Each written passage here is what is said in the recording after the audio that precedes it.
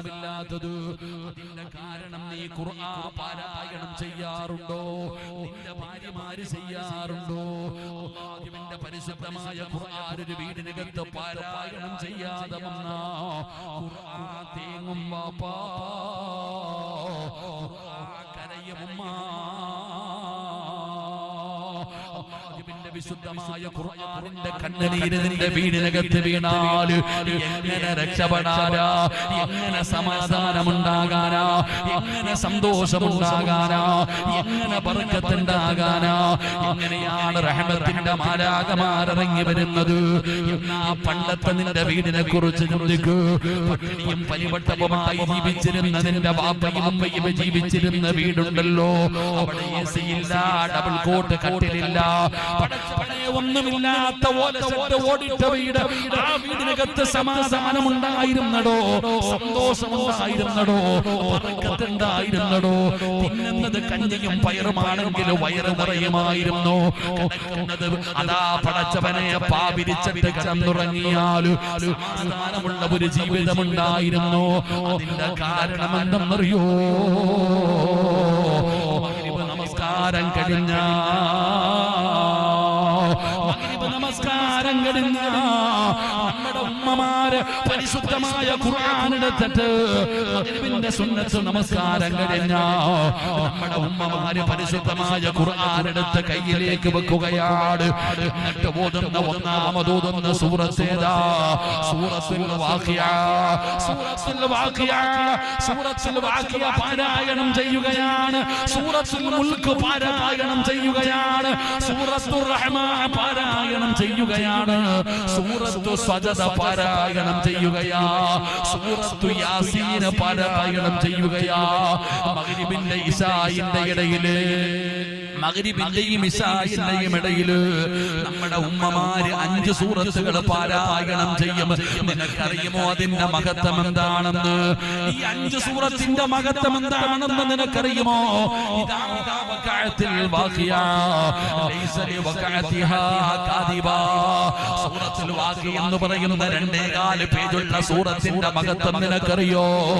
എന്റെ പ്രിയപ്പെട്ട ഉപ്പമാര്, ഈ മക്കളെ കെട്ടിക്കാനല്ലേ കഷ്ടപ്പെടുന്നത്? മക്കളെ വളർത്താനല്ലേ കഷ്ടപ്പെടുന്നത്? ദാരിദ്ര്യത്തെ ഭയന്നിട്ടല്ലേ രാവും പകലും നീ കിടന്ന് കഷ്ടപ്പെടുന്നത്? ദാരിദ്ര്യം വരുമെന്നുള്ള ഭയം കൊണ്ട് ജീവിക്കുന്നവര്, പെൺമക്കളെ കെട്ടിക്കാ സങ്കടപ്പെടുന്നവര്, അല്ലാഹുവിന്റെ വിശുദ്ധമായ ഖുർആൻ സൂറത്തുൽ വാഖിഅ നിനക്കതിന്റെ അർത്ഥം അറിയുമോ? അല്ലാഹുവിന്റെ പ്രവാചകൻ പറഞ്ഞു, സ്വഹാബ, ഏത് വീട്ടിലാണോ സൂറത്തുൽ വാഖിഅ പാരായണം ചെയ്യുന്നത്, മഗ്രിബിന്റെ ഇശാഇന്റെ ഇടയിൽ ഏത് വീട്ടിലാണോ സൂറത്തുൽ വാഖിഅ പാരായണം ചെയ്യുന്നത്, ആ വീട്ടിൽ അല്ലാഹു ദാരിദ്ര്യം കൊടുക്കില്ല എന്ന് ആദരവായ പ്രവാചകൻ നബി മുഹമ്മദ് മുസ്തഫ സല്ലല്ലാഹു അലൈഹി വസല്ലമ തങ്ങൾ പറയുകയാ, പിരിവെടുക്കണ്ട വാപ്പാ, മക്കളെ കെട്ടിക്കാൻ എന്ത് ചെയ്യുമെന്ന് സങ്കടപ്പെടണ്ട, പലിശക്കെടുക്കണ്ട, നീ ലോൺ എടുക്കണ്ട, ഹറാമിന്റെ വഴി തേടണ്ട. നിന്റെ പെൺമക്കളോട് നിനക്ക് പറയാൻ കഴിയുമോ സൂറത്തുൽ വാഖിഅ പാരായണം ചെയ്യാറ്? ഏതെങ്കിലും ഒരു വീടിനകത്ത് സൂറത്തുൽ വാഖിഅ പാരായണം ചെയ്താ ആ വീട്ടിന് ദാരിദ്ര്യം കൊടുക്കില്ല എന്ന് നബി മുഹമ്മദ് മുസ്തഫ സല്ലല്ലാഹു അലൈഹി വസല്ലമ തങ്ങൾ പറയുമ്പോ ഉമ്മ ഓതുന്ന 2ാമത്തെ സൂറത്ത് ഏതാ? അർ-റഹ്മാനു അല്ലമൽ ഖുർആൻ ഖലഖൽ ഇൻസാന അല്ലമഹുൽ ബയാൻ. ഈ സൂറത്തിന്റെ പ്രത്യേകത എന്തെന്നറിയോ? ഈ സൂറത്തിന്റെ പ്രത്യേകത എന്തെന്നറിയുമോ? തങ്ങന്മാരെ വീട്ടിൽ കൊണ്ടുപോയി ദുആ ചെയ്യണമെന്ന് കൊതിക്കുന്ന മാതാപിതാക്കളുണ്ടല്ലോ. പള്ളിയിലെ ഖതീബിന് ഉസ്താദന്മാരെ കൊണ്ടുപോയി എന്റെ വീട്ടിൽ കൊണ്ടുപോയി ദുആ ചെയ്യിപ്പിക്കണമെന്ന് ആഗ്രഹിക്കുന്നവര്, വല്ലാതെ ഇഷ്ടപ്പെടുന്നവരല്ലോ. ഉസ്താദ് വരുന്നില്ലെന്ന് സങ്കടപ്പെടണ്ട, പടച്ചവനെ തങ്ങന്മാര് വരുന്നില്ല എന്ന് സങ്കടപ്പെടണ്ട. അല്ലാഹുവിന്റെ ഖുർആൻ സൂറത്തുർ റഹ്മാൻ പാരായണം ചെയ്ത ആര് വരുമെന്നറിയോ? ആര് വരുമെന്നറിയോ? ഉസ്താദന്മാരല്ല, ഹാഫിളീങ്ങളല്ല, ആലിമീങ്ങളല്ല, സയ്യിദന്മാരല്ല. ലാ യഅസൂനല്ലാഹ മാ അമറഹും വയഫഅലൂന മാ യുമറൂൻ.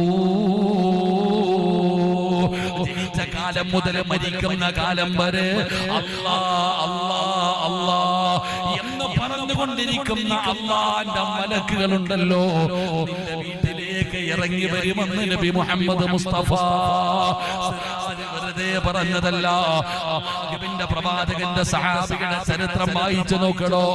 സഹാബി ഖുർആൻ ഓതിക്കൊണ്ടിരിക്കുകയാണ്, വീട്ടിൽ കെട്ടിയിരിക്കുന്ന കുതിര കിടന്ന് ചാടുകയാ.